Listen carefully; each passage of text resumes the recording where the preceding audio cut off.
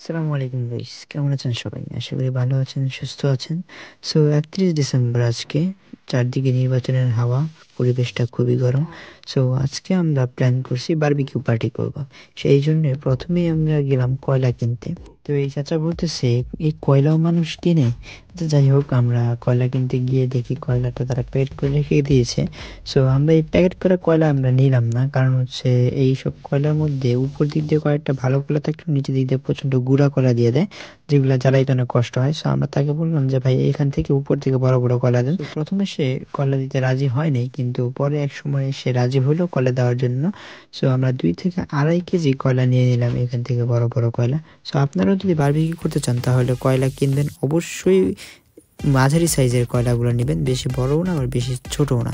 বেশি ছোটোগুলো নিলে হয় কি, কয়লাগুলো ধরাইতে খুবই কষ্ট হয়ে যায় এবং ভালো করে আগুন ধরেও না। কয়লা কেনার পর আমরা চলে গেলাম হার্ডওয়্যারের দোকানে। সেখানে গিয়ে আমরা এরকম জালি কিনে নিলাম। এটা 60 টাকা 1 ফিট। সো আমরা 2 ফিট নিয়ে নিলাম। আমরা একটু হালকা বড় লোক, তো সেই জন্য আমাদের কাছে বারবিকিউ সেটটা নাই। সেই জন্য আমরা এই জাল দিয়েই কাজটা চালায় দিব আজকের মতো। তারপর আমরা একটা ব্রাশ নিলাম, যেটা দাম 40 টাকা, আর 1 পোয়ার মতো কেরোসিন তেল নিলাম। নিয়ে আমরা চলে গেলাম রানা ভাইয়ের বাসায়। আর আজকের আয়োজনটা আমরা রানা ভাইয়ের বাসায় করব।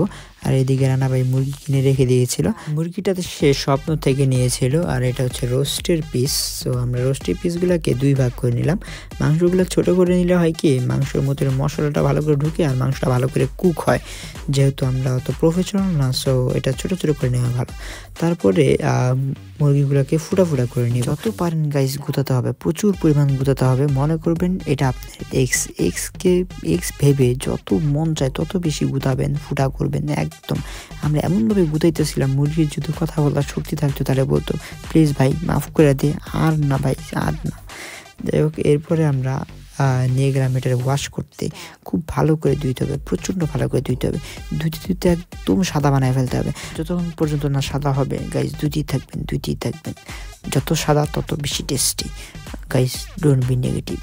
যাই হোক, আমরা খুব ভালো করে ধুয়ে নিলাম। ধোয়ার পরে আমরা এবার এটাকে ম্যারিনেশন করার জন্য নিয়ে আসবো।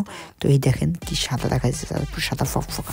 তো ম্যারিনেশন করার জন্য আমাদের লাগবে বারবিকিউ সস, টমেটো সস, তারপর হচ্ছে এখানে আছে টেস্টিং সল্ট, হলদে গুঁড়া, লবণ, মরিচের গুঁড়া, গরম মশলা, আরও পেঁয়াজ বাটা, রসুন বাটা, আদা বাটা।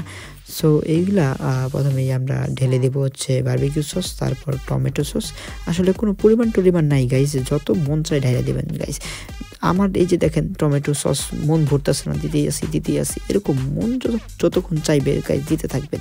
মনের উপর কোনো কথা হবে না, মন যা চাইবে গাইস, যা চাবে করতে থাকবেন। তারপর আমি নিয়ে নিলাম হচ্ছে একটু সয়া সসটা ঢেলে দিতে একটু বেশি পড়ে গেল। তো সমস্যা নেই গাইস, বেশি পড়ুক আর যাই পড়ুক দিয়ে দিবেন, মনের জোরে বড় জোর। মনে মনে ভাববেন ঠিক আছে, তো সব ঠিক আছে। তারপর আমি টেস্টিং সল্ট নিলাম, টেস্টিং সল্ট নিয়ে একটু দিয়ে দিলাম, একটু না বেশ ভালোই পরিমাণ দিয়ে দিলাম। দিতেই থাকবো। ওই যে বললাম মন ভরে দিতে হবে। আসল কথা হচ্ছে মন ভরতে হবে, ভিতরে কি হলো না হলো সেটা দেখার বিষয় না। যখন মন ভরে যাবে তখন থেমে যাবেন। তারপর আমরা দিতে পারি একটু সরিষার তেল। এই সরিষার তেলটা দেওয়াতে কি হয়, খাওয়ার সময় একটা সরিষা ফ্লেভার আসে। শীতের দিনে সরিষার ফ্লেভারটা আসলে ভালোই লাগে। তারপর এটা মাখায় নেবেন, মাখাইতেই থাকবেন গাইস, বেশ ভালো করে মাখাবেন, মিশাবেন। মনে করবেন গাইস না, কিচ্ছু মনে করার দরকার নেই, খালি মাখাইতে থাকবেন। আর যেহেতু ফুটা করে নেওয়া আছে, সো এটার মধ্যে খুব ভালো মশলাটা ঢুকে যাবে। আর গাইস ভাবতে পারেন হলুদ মরিচ তো দিলাম না, আর হলুদ মরিচগুলো আসলে দিয়ে দিছিলাম, আমার ভুলো মন গাইস, তখন ভিডিও করতে ভুলে গেছি তাড়াহুড়ায়। যাই হোক, আপনারা কিন্তু হলুদ মরিচ সাজিয়ে রাখবেন না, অবশ্যই হলুদ মরিচ এগুলো গুঁড়াগুলো দিয়ে দিবেন। আদা বাটা, তারপর পেঁয়াজ বাটা, এগুলো দিতে হবে। আর যদি বারবিকিউ মশলা ইউজ করেন তখন হলুদ মরিচের গুঁড়া এগুলো না দিলেও চলবে। তারপর টকটক ভাব আনার জন্য আমরা একটু লেবু দিয়ে দিলাম। এই লেবুর ফ্লেভারটা কিন্তু খাওয়ার সময় বেশ ভালো, মজাই লাগে। সো একটু টকটক ভাব লাগবে, মজা লাগবে। সো আপনারাও দিয়ে দিবেন। তো আর এটা একটা লেবুর 1/3 মতো দিয়ে দিছি 2 কেজি মাংসতে। সো আপনারা সেই হিসাব করে একটু দিয়ে নেবেন। আমি আবার অঙ্কতে বেশ ভালো, তো সেই জন্য আর হিসাবটা বললাম না। যাই হোক, এরপর ম্যারিনেশন করে আমরা আস্তে করে ঢেকে রেখে দিব। এই যে দেখুন আমাদের ম্যারিনেটেড মাংসগুলা কি সুন্দর দেখা যাইতেছে, মন চাইতেছে এখনই খাইয়ে ফেলি। যাই হোক, এরপর একটা কাগজ নিব, কাগজ নিয়ে এটাকে আমরা ঢেকে দিব, এমনভাবে ঢেকে দেবো যাতে স্পাইসের যে ঘ্রাণগুলো যাতে বের হয়ে না যেতে পারে। সো এরপর একটা কস্টিপ নেব, কস্টিপ নেওয়ার পর এই কস্টিপ দিয়ে এটা ভালো করে তালাবন্দি করে দেব। এমনভাবে তালাবন্দি করতে হবে গাইস, খুব ভালো করে তালাবন্দি করতে হবে, কারণ এইখান থেকে মুরগি কিন্তু পালায় যাওয়ার সম্ভাবনা আছে। মুরগি যাতে পালাইতে না পারে সেই জন্য খুব ভালো করে তালাবন্দি করতে হবে। সো খুব ভালো করে, সো আমিও খুব ভালো করে বাইরে রাখলাম, কোনোভাবেই মুরগিকে পালাইতে দেওয়া যাবে না, কারণ মুরগি পালায় গেলে তখন এটা দায়ভার কেড়ে নেবে, আমি নিশ্চয়ই নিব না। সো আপনারা খুব ভালো করে মুরগিটা কী করবেন, তালাবদ্ধ করে দিবেন, দাগলে শিকল দিয়ে বাঁধতে হবেন।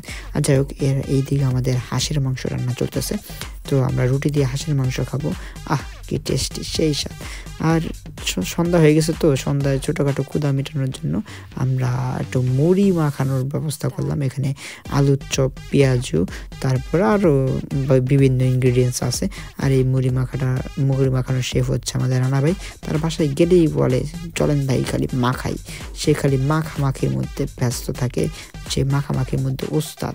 সো আপনারাও মুড়ি মাখানো ট্রাই করতে পারেন। আর অবশ্যই মুড়ি মাখানোর বিভিন্ন ইনগ্রিডিয়েন্টস, চানাচুর, হাবিজাবি, হ্যান ত্যান এগুলা দিবেন। দিয়ে আর মোস্ট ইম্পর্টেন্ট থিং যেটা হচ্ছে মাথার ঘাম পায়ে ফেলতে হবে, প্রচুর পরিমাণ পায়ে ফেলতে হবে। পায়ে ফেলার পর সেটা মিশিয়ে খাবেন, তাহলে হচ্ছে মুড়ি মাখানো জোস লাগবে, এক কথায় অসাধারণ লাগবে।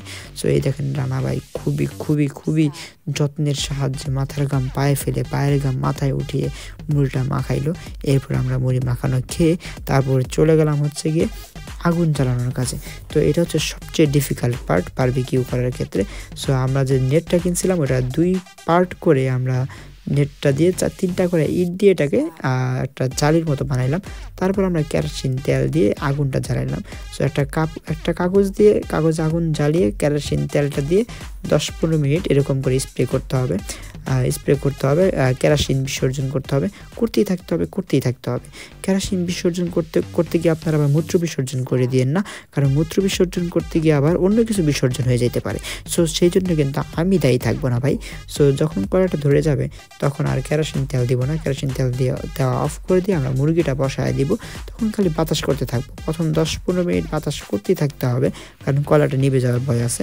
সো বাতাস করতে করতে যখন একদম কয়লাটা পারফেক্টলি হয়ে যাবে তখন দেখবেন 10-15-20 মিনিট পরে এরকম একটা লুকিং সাইসা পড়বে। দেখতেই তো খুবই খুবই জোস লাগতেছে, মন চাইতেছে এখনই দিয়ে খাইয়া ফেলি। আপনাদের নিশ্চয়ই লোভ হইতেছে, যাই হোক লোভ করেন না, আমাদের আবার পেট ব্যথা করতে পারে। অবশ্যই আপনারা যখন এই ভিডিও দেখবেন ততদিন এটা বুড়িগঙ্গাতে ভাসতেছে আর কি।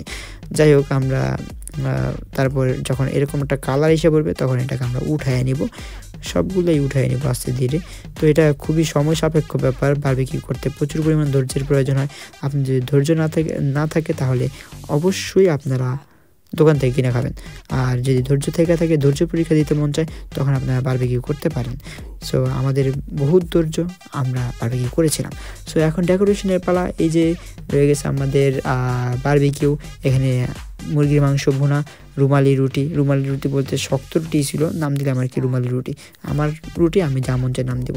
তারপর হাঁসের তরকারি, আর এইদিকে লেগ রোস্ট বলতে দূর যা কি বলতেছি, এটা হচ্ছে লেগের বারবিকিউ। এই ছিল আজকে আমাদের ডিনার। তো এখন কুবাকুবির পালা। আর একটা জিনিস গাইস খেয়াল করবেন, যারা সবচেয়ে বেশি কম পরিশ্রম করে তারা খায় সবচেয়ে বেশি। সো এমন পাবলিকদের ধরা বেশি খাইতে দিবেন, এখন তার করার কিছু নাই। যাই হোক, এরপর আমরা ধুমায়া কতক্ষণ খাইলাম, আরামসে খাইলাম। সো আপনারাও খাবেন, বানাবেন, খাওয়ার জন্যই জীবনের জন্যই খাওয়া। সো আজকের জন্য আল্লাহ হাফেজ।